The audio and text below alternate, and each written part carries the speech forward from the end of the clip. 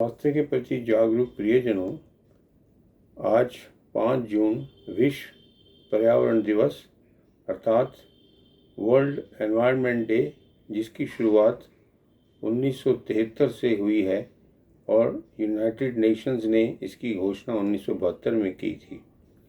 अवश्य ही जहाँ हम रहते हैं वहाँ हमें किसी भी प्रकार की बीमारियाँ ना हों, हम स्वस्थ रहें, प्रसन्न रहें, इसलिए इसकी घोषणा की थी।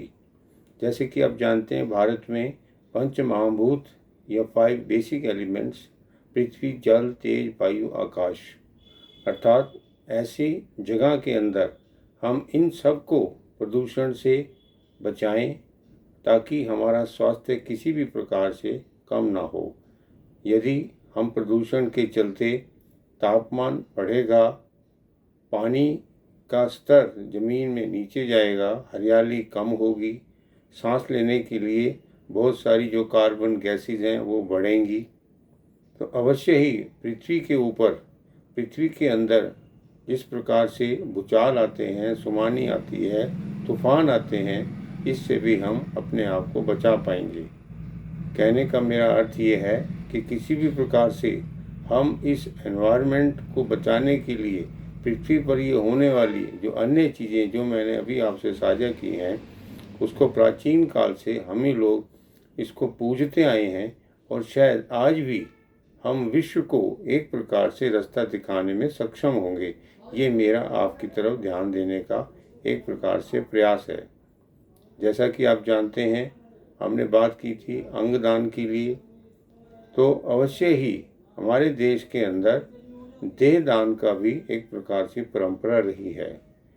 देह दान की परंपरा अवश्य ही, यदि ब्रेन डेड है या कार्डियक डेड है, उसके चलते यदि पेशेंट या कोई भी व्यक्ति अस्पताल में है तो वो वहीं इच्छुक आदमी जो अपनी देह का दान करना चाहता है वह अस्पताल के अंदर अपना दान कर सकता है। यदि वो बाहर है तो अधिकतम 6 घंटे के अंदर वो अस्पताल में पहुंच के अपना दान करे।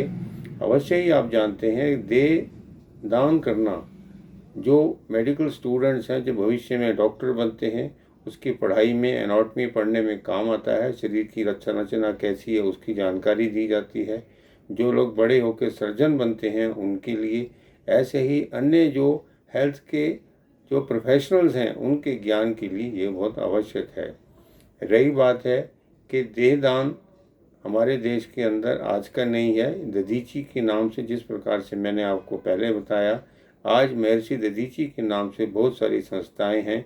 बेशक वो प्राइवेट हैं, उनके नाम से कई लोगों ने संस्थाएं खोली हुई हैं जो कि अस्पतालों के अंदर, मेडिकल कॉलेजेस के लिए जो शरीर मुहैया कराते हैं, उन पे बच्चे जो हैं भविष्य में पढ़ने के लिए उसको प्रयोग करते हैं और ऐसे ही भविष्य के अंदर डॉक्टर बनते हैं। रही बात है कि जिस प्रकार पॉल्यूशन की मैंने आज आपसे बात की, और आप सभी जानते हैं हमारा समाज, बेशक सरकारें, चाहे वो संयुक्त राष्ट्र के जो साधन बताए गए हैं, उनकी नीतियां हैं, उनको अपनाने में हमारे देश के जो सरकारें हैं वो पालन कराती हैं, ऐसे ही प्रशासन कराता है। लेकिन हमें समाज में हमें भी कुछ सोचना चाहिए कि हम किस प्रकार से प्रदूषण को कम कर सकें।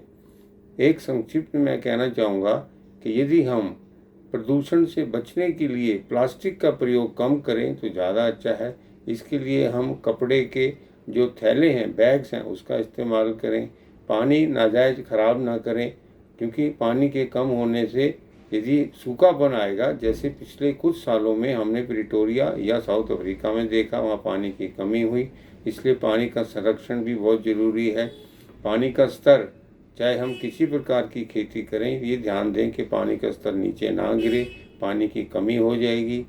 ऐसे ही प्रदूषण से बचने के लिए हरियाली का हम खूब ध्यान रखें, पेड़ लगाएं, पेड़ों को कटने ना दें, अर्थात जंगल ना कटें। इसके लिए हमें यदि अपने दाह संस्कार के अंदर लकड़ी का प्रयोग नहीं करना चाहिए।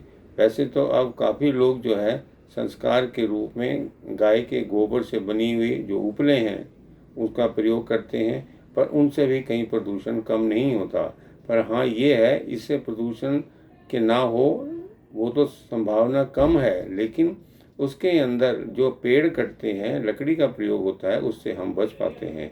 इसके लिए मैं कहूँगा कि जो बिजली की जो फर्नेसेस हैं या गैस के फर्नेसेस हैं, उसमें देह का संस्कार करें।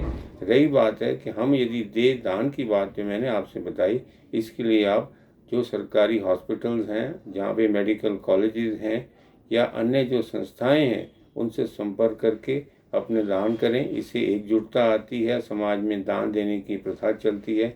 इन सब चीज़ों को ध्यान रख के हम अपने जलवायु, इन सब बातों का ध्यान रखें ताकि प्रदूषण भी कम रहे और हमारा जलवायु भी अच्छा रहे। धन्यवाद।